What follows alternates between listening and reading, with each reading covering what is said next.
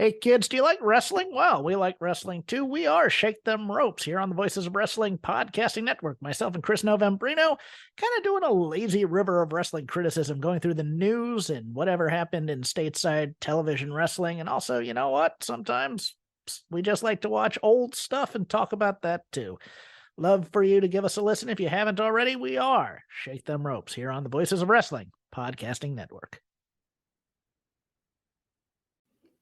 This podcast is a member of the Voices of Wrestling Podcasting Network. Visit voicesofwrestling.com to hear the rest of our great podcasts, as well as show reviews, columns, opinions, and updates across the world of wrestling. Competition starting to get thick, it's the click, so I hope you work your A game. A-man, no rain from the track when we unite and spit. This is an A game, better bring your A game. Competition starting to get thick, it's the click, so I hope you work your A game. A-man, no rain. And now it's the Mike and JD show, and I am your host, Mike Gilbert, and I'm joined he's back now. He wasn't here last week, but he is back in action. JD by God Oliva. How you doing, JD? JD, are you there? I'm right. Hello? Weren't we just talking before the show? Yeah, you're good now. We had a glitch in the show. Yeah. Jesus Christ. Sorry about that. I was like, what the hell? We were just talking. No, let's say I guess I'm all right.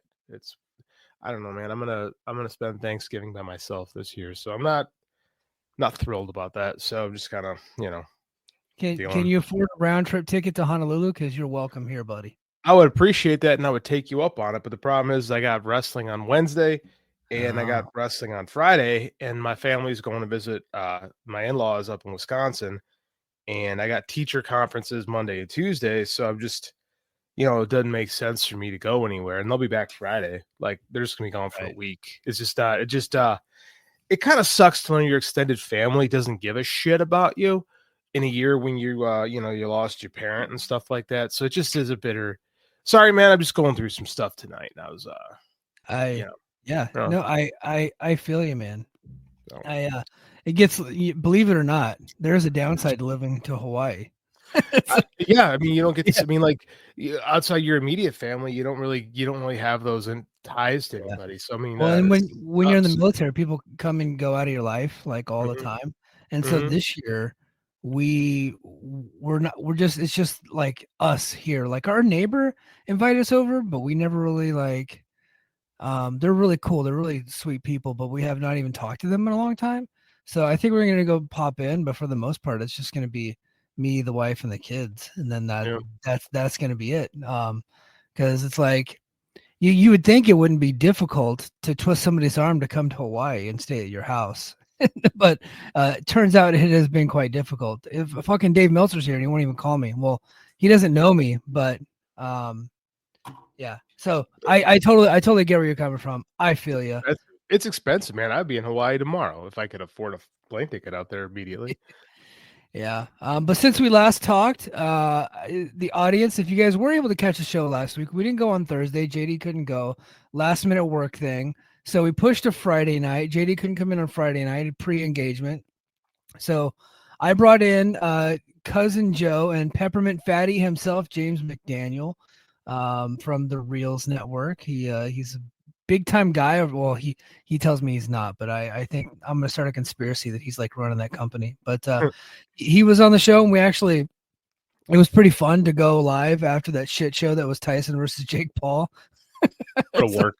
Yeah, total. What a sham of a fight. But it was actually really fun to watch that and then go live, because I have not done like a boxing recap show in a long time. So that was really cool. We also got a chance to talk about the Hall of Fame. You and I have not even talked about it yet. So I think I wanted to save the victory laps until you got back. So JD, shall we take our victory lap on Paul Orndorff? Because I'm pretty sure we got him over the edge there. I wanted to, dude.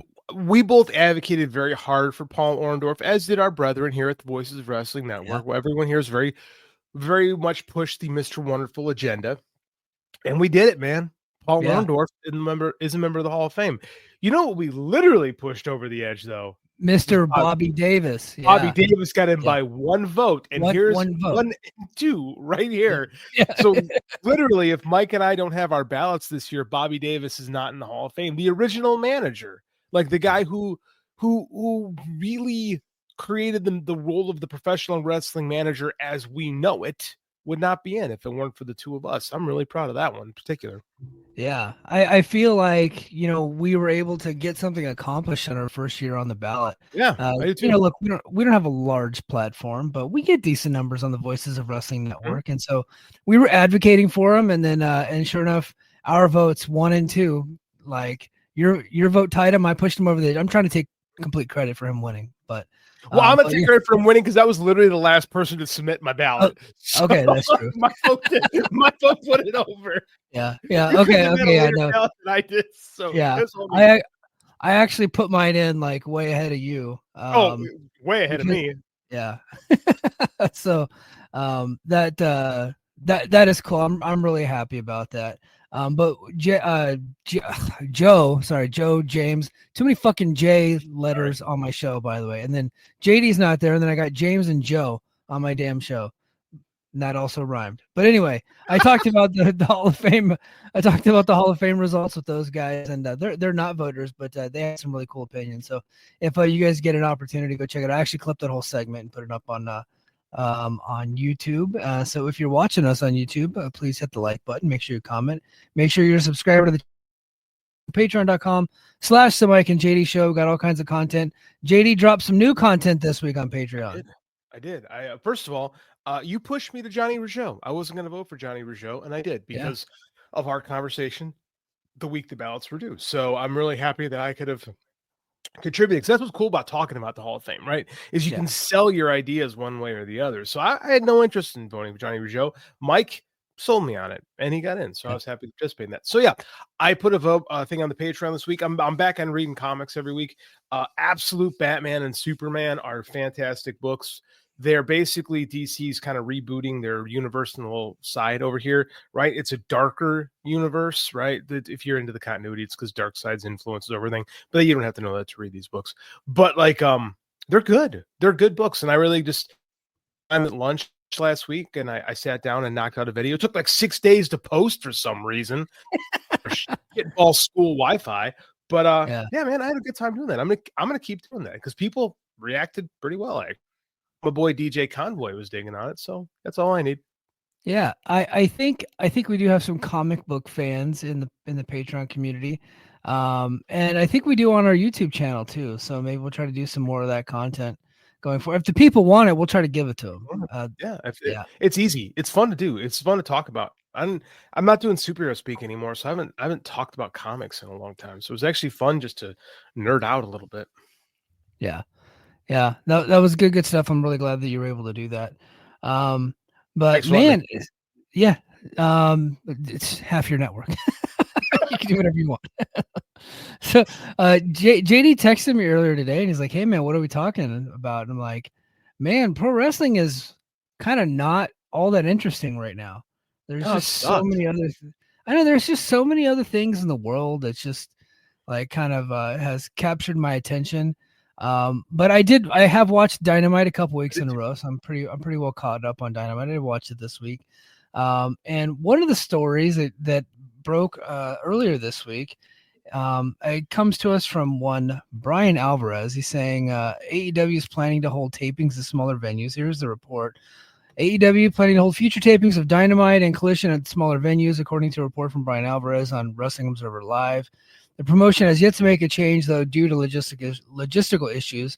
So this makes sense. I think a lot of us have been advocating for them to do this already, but they spent so much money on equipment that they just haven't been able to do it. And Brian kind of breaks it down. He says, "I'm going to be kind of vague, but it's happening. I just don't know all the technical details. I've been told that there is headway being made in running smaller buildings." Now you hear that and think, why does headway need to be made? Just book smaller buildings. Well, apparently there actually was a logistical reason why they were running a lot of larger buildings, and it had to do with the set in particular, the lighting rig.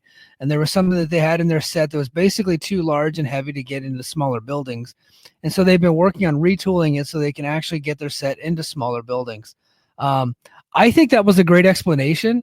by Brian. It's not something that I've ever even thought of. I'm like, oh, their screen's just way too big, or whatever it is way too big. Their rig is too big. They can't get it into these, 2,000 to 3,000 seat arenas. But I'm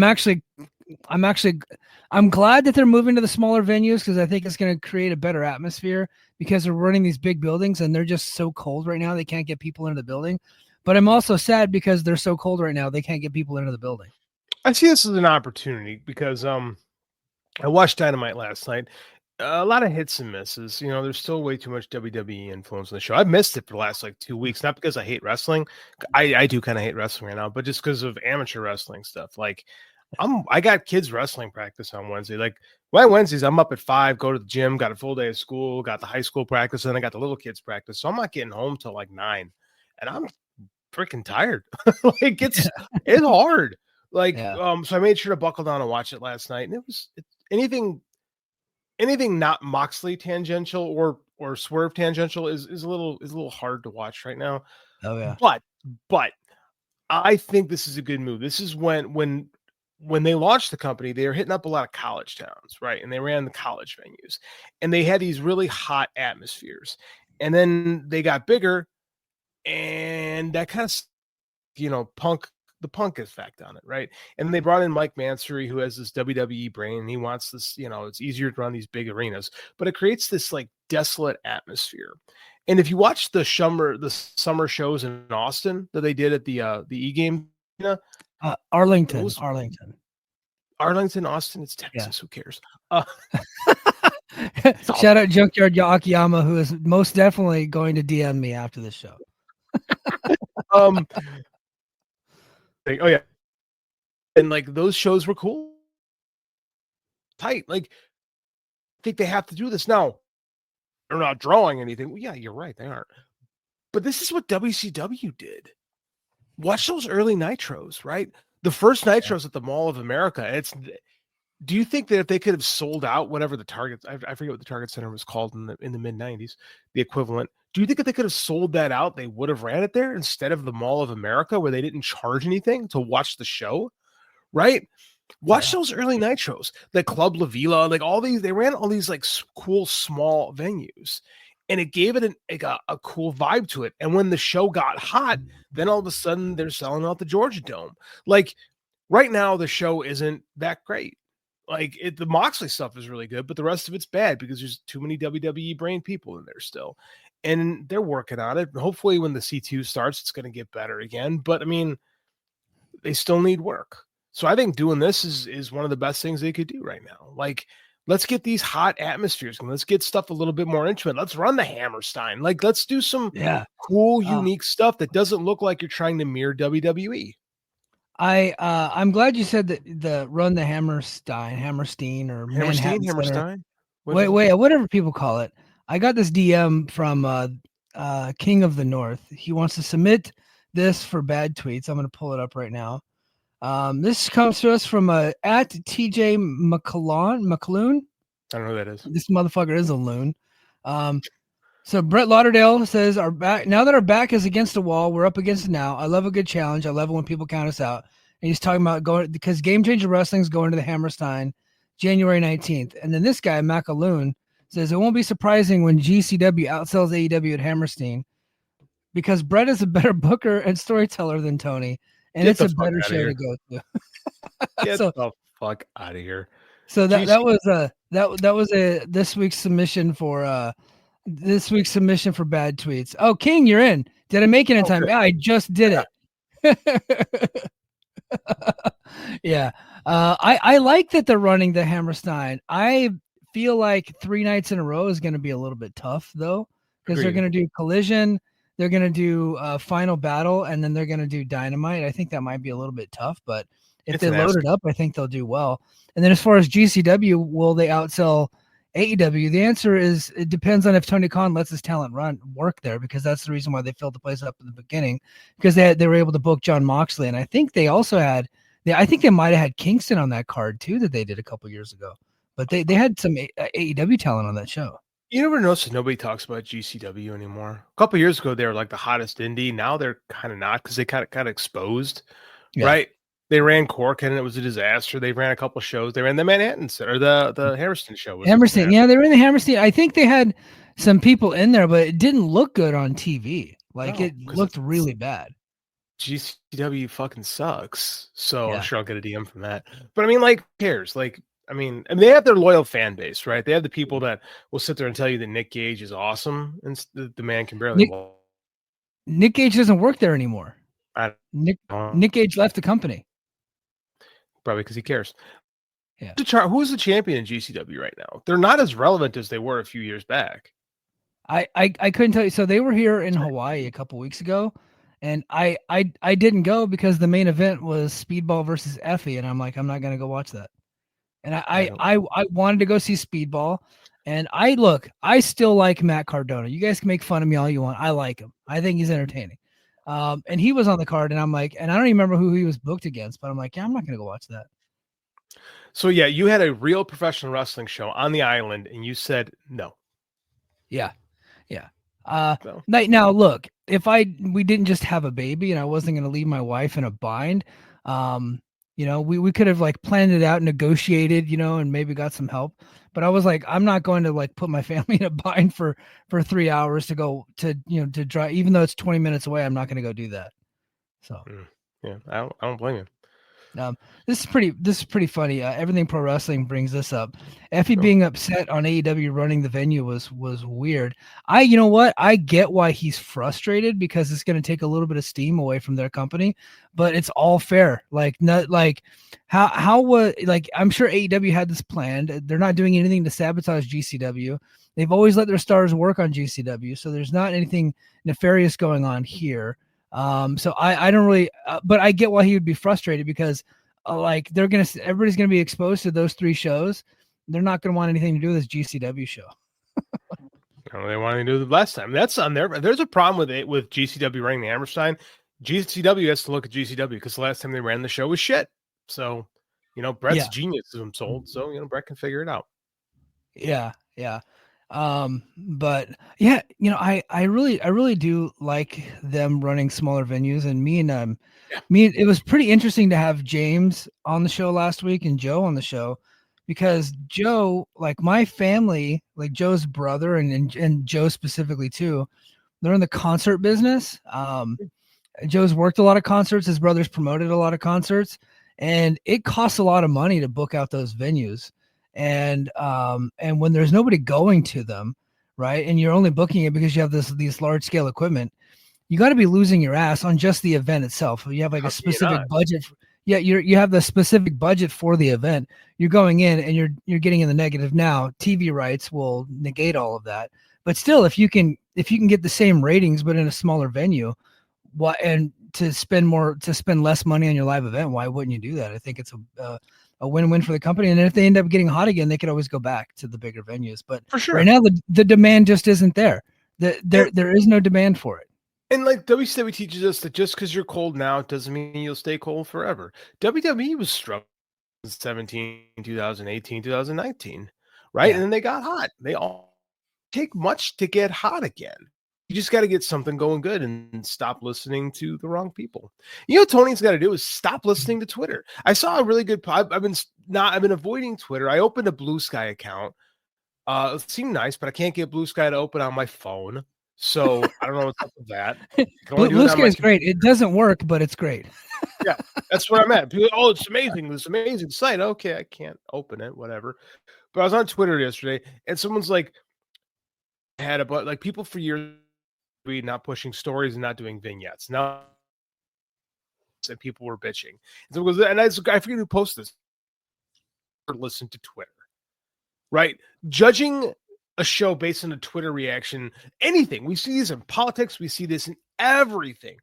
Don't listen to Twitter. It's a microcosm. Yeah. Don't do it, Michael. Twitter can have a real effect on things, but the problem with Twitter is that your algorithm like kind of creates this echo chamber for you, right?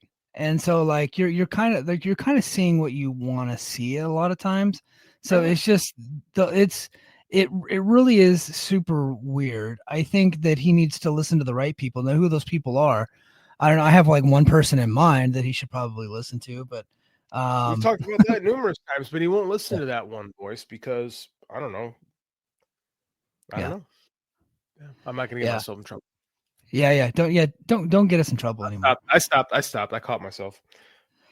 Here's a good point. King of the North says, I'm really curious to see what Max does to their ticket buying audience with the direction cable is going in. That's a cool study to look at. Good call. I agree. I think that Max will expand the audience. I happen to be a Max subscriber now. Unfortunately, my wife's cousin canceled her subscription, so I didn't have one for a full year. And I was offered a student discount. So I'm like, okay, it's $4.99. I'm going to go ahead and get it again. So now I have a new account. Dude, I'm showing my kid Looney Tunes. Important. Now, it's really fun. There's no educational value because it's usually just chasing and hitting people or animals. But she like loves, slapstick comedy. She absolutely loves it. But the older ones, dude, we were watching this one and Tweety Bird was outside and Sylvester the cat was inside. And it's like winter. And then him and another cat escaped their apartments that they were living in. And they both went to go eat Tweety Bird. And Tweety Bird runs, and they're both chasing, and they're fighting each other, trying to get at Tweety Bird, right? So then they get to a pipe. There's this long pipe, right? And there's like a little exit out in the center. And the one cat that's not Sylvester's on one end, and Sylvester comes on the other end, grabs a shotgun, shoots into the pipe. It goes through the cat's mouth and out his butt. And I'm like, I was like, good. I don't know that my daughter should watch this, but she was laughing so hard I couldn't stop it. But thankfully, in 2020, they created new ones that aren't as like super crazy. Like Elmer Fudd doesn't have a gun in that one. So, I have thoughts on this. First of all, I'm glad you're educating your daughter, right? Because I think Looney Tunes are important. I disagree; they're not educational. I learned so much vocabulary. I learned so much about history and music, like classical music, from watching Looney Tunes growing up. Yeah, like there's a lot of stuff you could take from that. Like there's a lot. I know, but Bluey has like real like life lessons. You know what I mean? I mean, like that's the way it like, Sesame. And Paw Patrol is really good about teamwork and other life lessons. Looney Tunes is like, Daffy Duck getting angry and like trying to kill somebody. It's true, but there's a lot you can learn from that. I'm not saying it's educational, but I'm saying it's not all for naught. And like, and those things have aged really well too. Like a lot of those cartoons are 70, 80 years old and they're still freaking funny. So yeah, kudos to them on that. Yeah. Yeah, I think oh good. No, you go ahead. No, I do think we talked about how I truly believe that Peacock was a big reason for the WWE turnaround and just having that outreach to more people. I think that can help AEW too. They just got to get hot and stop being WWE light. Yes. Yeah. I totally agree. It feels like right now they're just kind of throwing some shit at the wall and hoping that some of it sticks. And sometimes it's good. And then they pick stuff up and then they drop it really quick. And, you got people kind of turning out of the blue. Last night's show, I didn't think was any good. I loved the opening match. But that was like, and I liked Ishii stalking Jericho. I thought that was pretty funny. I thought that was funny. Yeah. I thought Claudio and Darby was fantastic. Yeah, I like that. And then unfortunately, I got YouTube TV, so the main event cut off. So like, I don't want to be Brian Alvarez right now and complain about it, but like that's just what happened. So, so to this, I get the feeling Orange, they're just setting up the match. And I'll be honest, I'm not interested in Moxley versus Orange Cassidy. I'm sure Orange will kick out of some stuff and he'll do it. He'll keep kicking out of things until he doesn't. Mox will win, but I don't know. I like Orange Cassidy. I just don't see this as a main event level program, which, I'm okay with because I think we need to keep building Moxley as champ for a while. But at the same time, it very much has like an NWO sold out. Yes. Feels like a B pay-per-view kind of. It really does. And, coming off the heels of last year's Full Gear, I do question how well this will do. But since we're talking about Full Gear, let's go ahead and just get into that card. And then I want to talk about some interesting comments that John Moxley's been making lately. Because that brother, he's very interesting on TV. He's much more interesting on podcasts right now. He sure is. So let's go through the Full Gear card.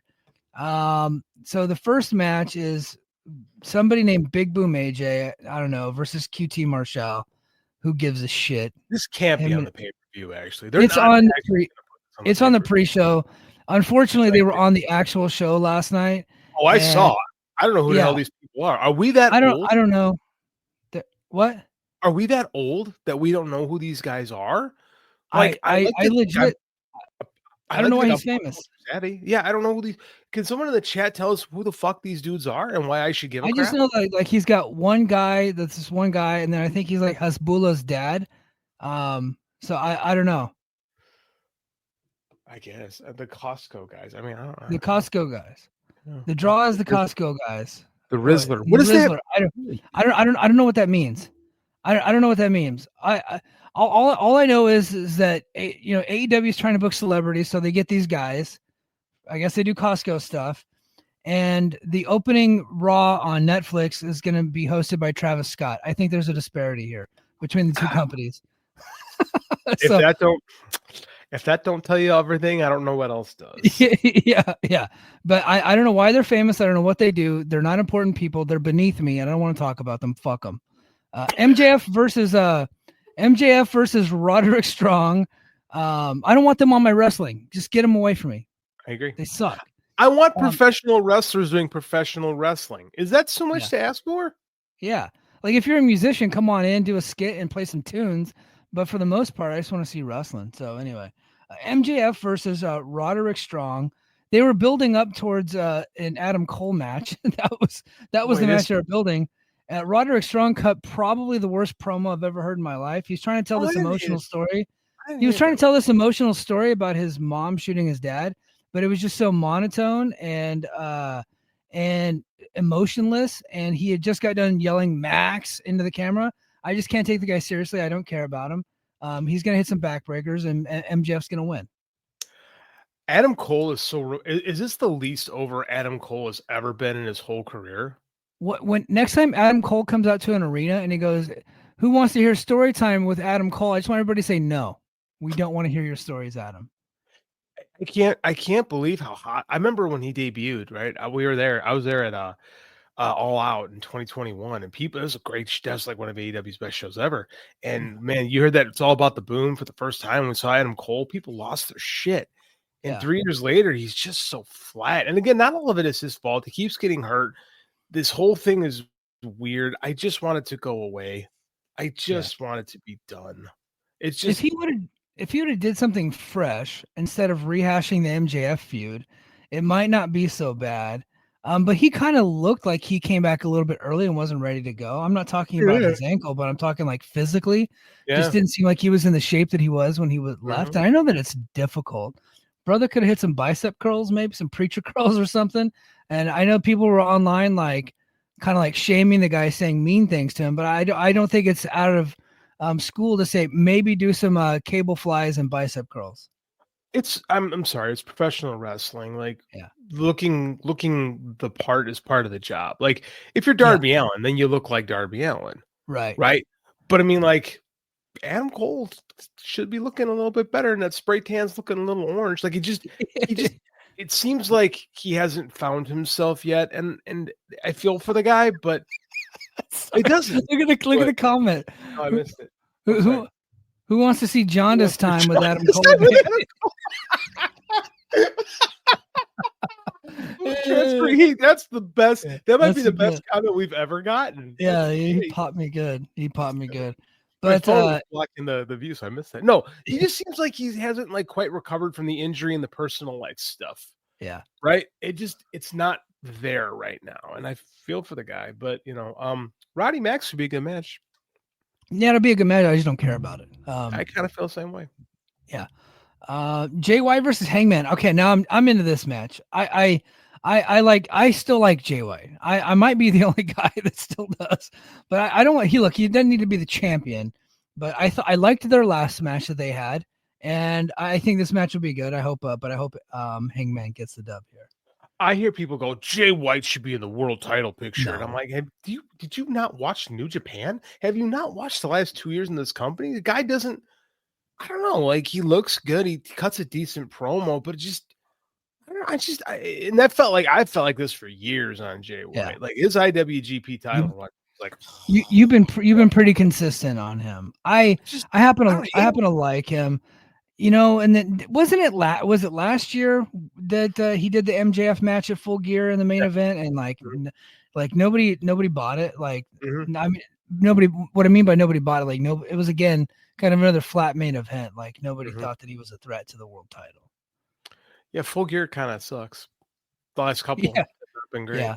Last year was the one where Maximania went running wild, where he did the injury thing, and I made a great graphic for that. I remember I was doing that during parent-teacher conferences. I was whipping up our Maximania graphic.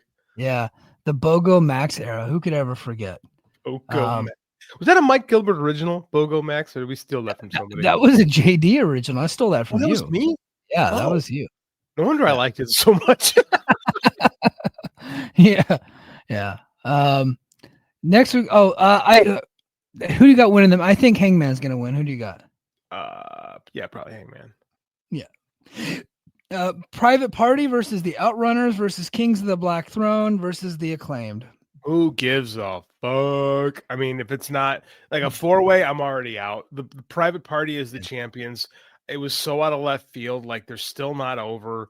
Like I get Pepperman likes them, but they're just guys that never really reached their potential, and they still haven't. They just decided to put the titles on them, hoping that the titles will get them to reach their potential. To be fair, that's what you do in WWE with tag teams. That's what they did for decades, and that's where she learned it. So Yeah. Don't bring those ideas to AEW. No. Keep them in New York. If they don't eat a black mass kick from Aleister Black, because he ain't getting pinned. Like this, there's a big problem. Like the only team that's like remarkably over, but that's like slightly over is Kings of the Black Throne. Yeah. I feel you. I think it's a bit early to take the belts off Private Party, but no, it's not. I just don't think they're over. They suck. I mean, okay, that's harsh. Yeah. That's harsh. They don't suck, but they're not like this. Used to be like a tag team company. Like this used to be a company that was driven on tag team wrestling, and this is the champions right now, and we have a 4-way. Nothing says it was like a 4-way. Yeah, like I feel you. Mercedes Moné defends against a brand new babyface who just turned babyface for this match, Chris Statlander. Just like out of nowhere dumps Stokely Hathaway. I don't know where the hell he is. She was this vicious heel feuding with probably like one of the top 2 babyfaces in Willow Nightingale. Yeah. And then that feud ends. They act like it never happened. She just shows up as a babyface one day. And she's facing Mercedes Moné. Her heater in Camille Brickhouse, she's dead. So she's no longer a heater. Unfortunately, they made her wrestle a match a few weeks ago, and it was terrible. So they just gave up on her already, and now she's a geek. So she's already a geek. That is the Tony Khan trademark. Is that like if he gives you an opportunity and you drop the ball, he will go out of his way to make sure no one takes you seriously. It's the AR Fox paradigm. Yeah. So the problem with it is she's booked in a heater role to just crush people, but they wanted her to work like a technically good wrestling match with Queen Aminata when that's not what her role is. Like you shouldn't, like it's a square peg in a round hole. Like that's bad on the booker. You don't do that to that lady. That's not what she's good at. You play to her strength. You didn't sign her for her to go in there and slap the leg, kick out of stuff, do all the moves. That's not what she's here for. She's a monster. But now you killed your only female monster. So congrats. Yeah, it's stupid. This whole thing is stupid. They never should have turned Statlander. Her and Willow did a fantastic job at All Out. Like, was it All Out? It was All Out, yeah. They had such an unenviable task. I was in that crowd. Like, people were ready to like just go and move on with it. And those two battled their asses off. And now it feels like it's all for naught because they turned Statlander was like building as a heel, and they just turn her for reasons. I don't. She just shows up and she's a babyface. Just the weirdest thing. It's very, very weird. Like, I don't know, man. Tony used to care about these kind of things, and it feels like he's just kind of like, oh yeah, whatever now. Like, I don't know, man. Yep. Mercedes winning, by the way. Next, we got Swerve Strickland versus Bobby Lashley. I'm in. They had Bobby Lashley beating up Cheeseburger last night. Loved I it. didn't know that guy was still wrestling. Me neither. Dude, I'll tell you Yeah. what, Cheeseburger is one of the best like guys that take it an ass whooping. Like Yeah. this long time Ring of Honor fan here. No one takes an ass kicking quite like Cheeseburger. So Yeah. seeing him out there, I was like, hey, all right. And he's Look, the it's- perfect guy to put out there with Bobby Lashley. One Yeah. of the all-time greatest, job eaters of all time. Yeah. Job eaters. Yeah. So, I mean, Bobby can't lose in his first match, but you also don't want, Swerve to lose. So, what are we thinking? Like schmoz here? But you're building a feud still, right? Yeah. And you've got the Hurt Syndicate. Like you got 3. I mean, they might have someone join the Hurt Syndicate. That would be my kind of guess. Throw one Yeah. more guy in there, perhaps. I Leo hope it's a Rush. I hope it's a young guy that's not like another WWE cast off. I think What they if- need to freshen the stable. What if it's Leo Rush? I don't know. I still know that you can depend on Leo Rush to be in like a big time act. He's great though. He really is. So here's why I kind of like Leo Rush. Again, like, he has a WWE cast up, but him and Bobby Lashley had that thing before, so there is that connection there. I think if you could put him in there, he can have really good matches, but when he inevitably does the Leo Rush thing, like at least he got something out of him, Yeah. right? I'd like to see 2 more guys join. You know what? I'd like to see like guys who don't really get an opportunity here, as opposed to them just throwing other guys that are already on TV, like like Lee Moriarty. You know what I mean? Like guys like that. Like I don't know. I want to just see somebody get an opportunity. Because right now there's 3 50-year-old dudes in the that are leading it. So I'm just like, we need some new blood in this company. We need some fresh blood in this company. I agree. When I'm watching the intro and I'm looking at the roster, it looks like it's WWE 2019 a lot of times. So I'm just Kind like, of is. In a lot of ways, it very much Yeah. is. yeah, I was even like, Ricochet's on the show now, and like, so it's like a whole thing. But yeah, Bobby's probably winning, but they're gonna screw Swerve that way. Swerve doesn't look bad. Which is fine. I mean, they're building a feud. Like this is okay. I think you know. And Swerve's Jack a main Perry, guy. Swerve can take a loss. Yeah, he's made. Jack Perry versus Daniel Garcia. They did something. I think I missed the thing where they did something where I want to say Jack Perry was tied up to something and Daniel was yelling at him. I don't know. It's just, like, I don't care. I felt the same way. I was watching. It's like, what am I watching? Like, this has got WWE crap. I mean, like Jack Perry's done a lot of this crap lately. Like, he's pretty good in the arena. Like, he's very good at getting heat. But a lot of this stuff, I don't know. I want Daniel Garcia to be successful, but Yeah. It's probably time to get a belt on Daniel Garcia. He just re-signed. And Jack Perry is Jack Perry. I think this is the level that Jack Perry is always going to be at, which is good for him. He's, he'll probably have a job here for life. So upper mid card. Yeah. Next we got Will Ospreay versus Kyle Fletcher. Probably going to steal the show. Well, not probably. Absolutely going to steal the show. It's really the only feud that I care about. I just think both guys are playing the role so well. I think Kyle Fletcher's done an amazing job. He's really turned the corner as a character. He's ready for this moment. I want Kyle Fletcher to win. I think he needs to win. He needs the win. This is where I don't know. I just see so much in that kid. He's tremendous. Like when I say AEW needs new blood and any blood that aren't tainted by Stamford, Connecticut, Kyle Fletcher's the guy that I'm talking about. Like they need more Kyle Fletchers. Will Ospreay loves to put his buddies over. Yeah. Fucking lives for it. So Will's gonna work so hard to make Kyle good. He's gonna work so hard to put Kyle Fletcher over in this. It's gonna be a great match, and Will get a win back at some point. I mean, Will Ospreay's borderline untouchable in this company right now, and he's so giving. So this match should be like easily match of the night. Can't wait for this one. Yeah, another banger. Konosuke Takeshita versus Ricochet. Ricochet, he's great. He's been a bit flat, which I think a lot of people might have seen coming. But he as far as like being a star, like he's Ricochet. He's very good though. He can do all the things. I think Takeshita beats his ass though. Takeshi needs a big win. Ricochet's got some credibility. I think this is how you use a guy who comes from WWE. You get a big pop and you beat him. Like I think that's kind of what you got to do with Ricochet. You know, you beat his ass, and now go win the Ring of Honor TV title, buddy. We'll see you when we need you. And then of course the main event, which one of the more flat main events that they've had all year. John Moxley started out. This whole group started out so hot, and it's still good. Like they're still performing everything good. I just don't think that it's got a lot of momentum right now. I think once they turn the corner and get to Darby Allin, I think we'll start seeing them have a little bit more momentum. This thing will get a little bit hotter. But right now, like them just going with Orange Cassidy, it's just like, I don't know. I'm just not with the Orange Cassidy deal, man. So I get it. Orange has always been over, right? The crowd, when they had big crowds, they loved Orange Cassidy. I think that experimenting and you don't know what you got until you try. Right. Right. And I understand why they went with this. And I think Orange has done an all right job, but he just isn't the guy who can carry a company. Yeah. I think we know that now. Now, I'm going to say this to you. You know who this should have been, who this could have been, who this could be the next time around, who would be able to carry this, who is a tremendous promo, who does have a ton of accrued love with the crowd, who's right next to Orange Cassidy.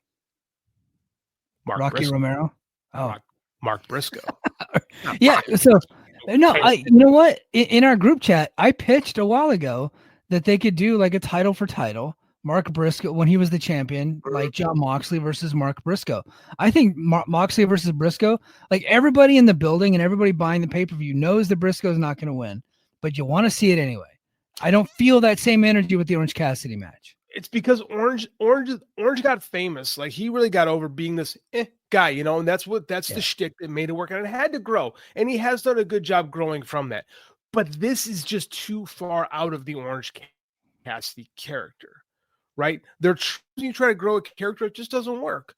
Like I think we strayed a little too far, and this character cannot be the lead of a promotion. And like I said, it's okay. It's okay to try and fail and build up Moxley. But I think that Briscoe's the guy they should go with next. Because we'll talk you into a building. Mark Briscoe's a phenomenal promo on top of being a phenomenal wrestler. Crowd connection. Moxley can have great promos with this guy, and when it comes time to have a big match, they're gonna deliver. I think, and again, it's got to be another guy that Moxley can go over. So I think the next time around, it should absolutely be Mark Briscoe and John Moxley. Yeah, no, I agree. I think that's a great call. But yeah, you know what? I don't think there's a lot of momentum for this pay-per-view. It's a bit cold. No. The whole company's cold right now. But they did sell a lot of tickets. They did a pretty decent job. Yeah, they did. Yeah. So, but yeah, by bell time, probably looking at about 10. So that's pretty good for them right now. For sure. Especially with kind of like a B-level pay-per-view. I don't really know what it's going to do on pay-per-view. Who knows what it's really going to do on pay-per-view? I just know, like me personally, I'm not that interested in it. But every time I've ever said that, I end up watching the show, and it always turns out to be awesome. They've had one bad pay-per-view, really, in like with fans. They had a couple ones during the pandemic, but everything was during the pandemic. So I mean, like usually AEW pay-per-views can't miss. There's enough good matches on the show that I think it'd be interesting, and I think it's an opportunity to tell some stories, right? Yeah, I think it's an opportunity to like do some interesting stuff. I'd like to see Orange Cassidy get murdered at the hand of John Moxley. Yeah. I think that's the way to go. I think that's the way to go. All right, we got two more topics. We got to kind of rush through them because I have a heart out. I got 13 minutes left. Okay. Let's do it. Yeah. So John Moxley, like I said, I kind of teased it. He has been very interesting, really speaking his mind on different podcasts. I got a couple quotes here. So John Moxley was talking to one Scott. I think it's either Scott Fishman or Sam Fishman. I don't know. Fishman. Okay. He was asked about how much of what we're seeing on TV is how he truly feels about AEW. That's a very good question. He said, it's very real. I've never been much of a putting on act kind of wrestler. Everything is always informed by where I'm at in real life outside of the ring. I do take inspiration from all corners of the universe and follow through. At this point, when it comes to my career and life, I just have no time for bullshit anymore. I don't have the time to beat around the bush. I'm not necessarily alone in my thoughts and feelings. My feelings and motivations are quite ubiquitous throughout AEW. I'm just the one verbalizing it and getting to move into action. And then he was talking to the New York Post, and he claims frustration, confusion among some talent is due to lack of a clear path up the card. says he overheard someone backstage in AEW say, "It's just the bottom of the card. It doesn't matter," and believes that attitude needs to go. He goes on to say, "There will be a lot of stuff that won't be a part of this AEW. For example, earlier in the year, I was having a conversation, or was walking around the conversation earlier in the year, and I heard backstage type person talking about interviews or pre-tapes or something. It was a situation where talents were not put in a position to succeed due to lack of preparation, framework, direction, and things like that. This individual said, well, it's bottom of the card. It doesn't matter. Can you imagine saying that? You're fucking fired. Go work at Sunglass Hut. You should be fucking pistol whipped for saying that." For one, everybody that's on top of the card was at one time on the bottom of the card. That's how it works. You climb the ladder. You see this frustration or confusion from some of these talents because there's no fucking ladder. They don't know what to do. They're just wandering in the desert. We're going to grab them and we're going to walk them. And that was from the New York Post.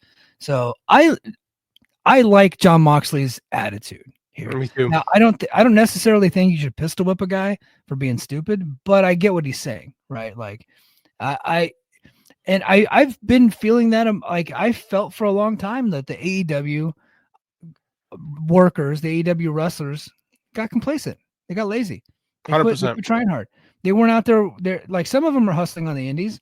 But for the most part, a lot of them are just like they came from the indies. They were basically no name talent. They got this gig in AEW and they just coasted.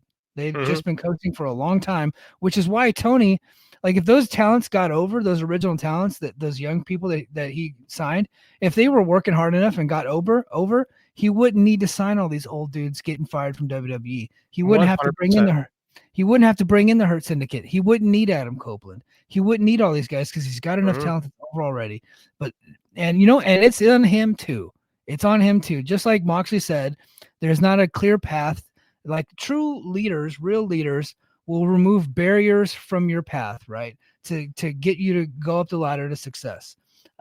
That's what's missing from the company. And he just spells it out right there. I couldn't, Mike, you beautiful, man. Absolutely. Couldn't agree more. We talked about Private Party earlier. They were in this company for 5 years and they're still not better. Why? Why didn't they go to New Japan? Why aren't they doing, like, I'm saying, like, we said this for years. Like, the thing with AEW was they could work all these dates. You know who works all of them? Brian Cage, everywhere. Brian Cage, everywhere, working his ass off. But a lot of these AEWs, like you said, they got their contracts and they got happy. They're like, I'll just be happy being a mid-carder. And then a lot of them like, oh, why don't they push this guy? Why don't they push that guy? Because they're fucking lazy, most of them. That's the truth. And we don't like hearing that because we like to love all the wrestlers and cuddle with them. And they're just our friends. You're 100% right. If they got over, this wouldn't be a problem. It took Jack Perry getting, beat up for him to finally go out there and try to find a character. Like this is, Jon Moxley, and we don't know Jon Moxley, but we know people who know Jon Moxley.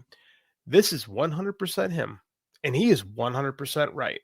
I really wish Tony would take a step back because I do think he's burnt out and just let somebody else really spearhead things a little bit, but he's a control freak who's going to run things down because he can't let other people have control of things, and he's not a great leader, right? So we're stuck here. But I like Moxley saying all the right things. He's 100% correct. Yeah, he really is. I'm just surprised that he's saying it in public, especially on a big publication like the New York Post. Or I don't know what Scott Fishman posted, but no, dude, people need to be called out publicly. They do. There's the only way to get better because we've tried. It's not the first time this has happened in professional wrestling history, right? When the champion is calling you out for being lazy, it's time to get better. It's time to fix them. It's time to put up or shut up. You know what I'm not seeing this time? Because like veteran wrestlers have always said that about the younger wrestlers, and the younger wrestlers will get pissy and then they'll go on social media, and then all of the other media types and all the fans will say, oh, this is just a mean old grouchy wrestler. He doesn't understand the game anymore. I'm glad that's not happening with Moxley right now, because you know, if it were Punk, and Punk was saying some of these same things. Right. He was saying the same, like about Hangman Page and about other people not wanting to take advice, not wanting to watch matches, not wanting to do this, and that. Moxley's saying it now too, just in a different, in Moxley's way, right? And people like him, so he's not getting any blowback. But this is the same shit that Punk was saying before he left. Well, that oftentimes it's not the message; it's the messenger. Yeah. Right. And as we learned, CM Punk was very much a hypocrite with a lot of the stuff he did and a lot of stuff he said. Say what you want about John Moxley, the man is as real as it comes.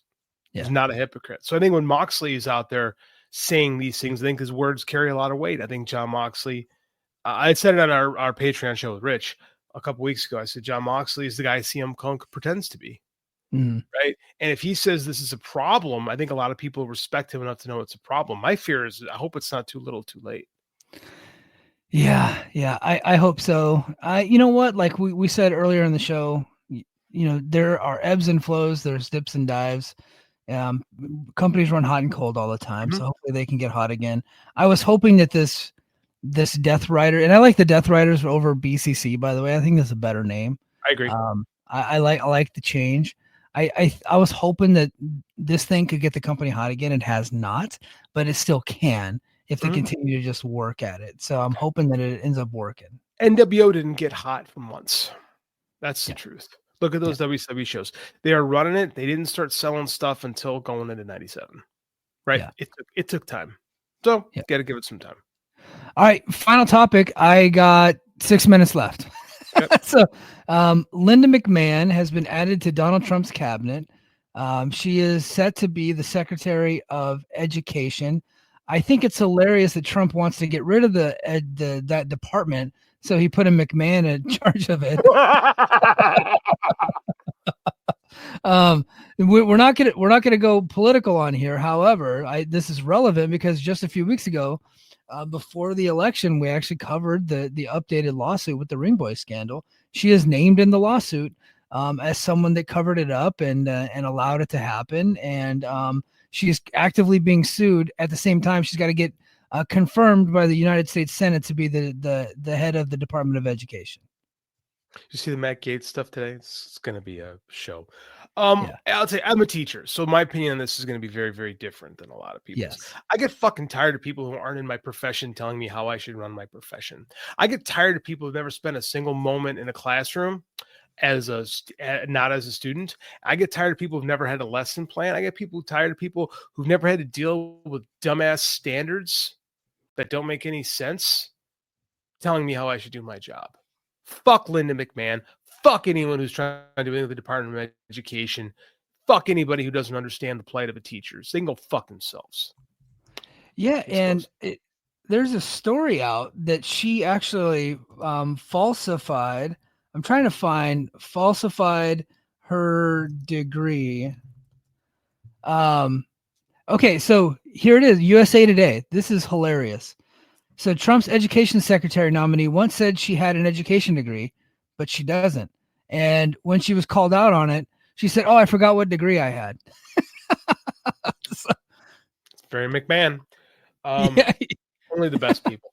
I don't want to make this a political podcast, but the fact that you're going to put someone who was in charge of the Small Business Administration now as the Department of Education, it's insult. I'm insulted as a teacher. Yeah. So she wanted to get the Secretary of Commerce gig, but there's like infighting about who's going to get the Secretary of Treasury. So one guy who really wanted the Secretary of Treasury, he didn't get that, so they pushed him down to Secretary of Commerce, which then pushed down Linda McMahon down to the Secretary of Education. So because that's where we are. We're low. Yeah, we're low. Yeah.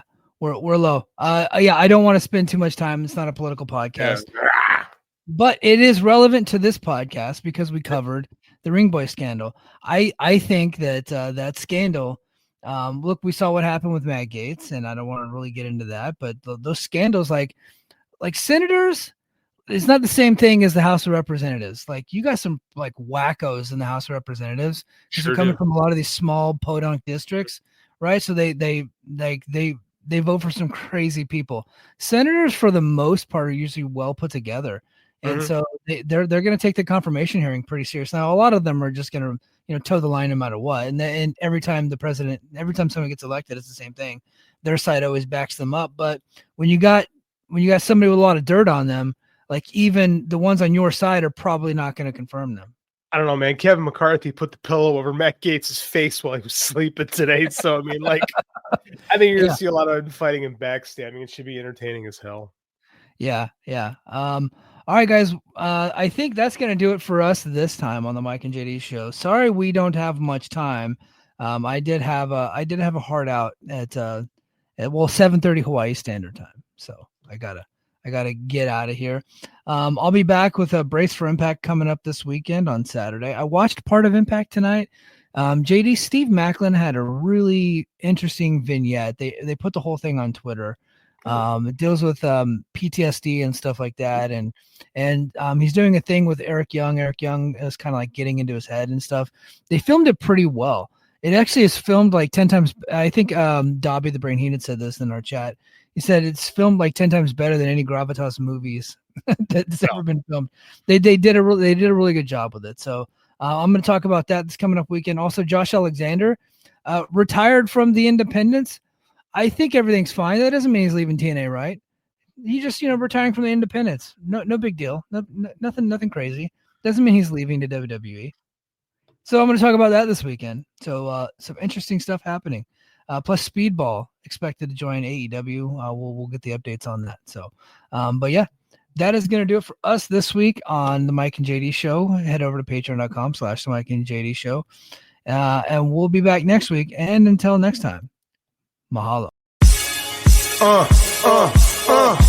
Competition starting to get thick, it's the click, so I hope you watch your A game. Amen, no rain from the track when we unite and spit. This isn't A game, better bring your A game. Competition starting to get thick, it's the click, so I hope you watch your A game. Amen, no rain from... Hello, do you like New Japan Pro Wrestling? Are you a Shin Nihon freak? If so, check out the Super J-Cast with Joel and Damon on the Voices of Wrestling Podcast Network. And even if you fucking hate New Japan Pro Wrestling, listen to the Super J-Cast anyway. Not just for our great show reviews, analysis, and pastrami sandwiches, but there's also usually some dick jokes somewhere in the obligatory opening 30 minutes of absolute nonsense we chat about every single week. That's the Super J-Cast for all the best talk about New Japan Pro Wrestling, crisps, and pornography.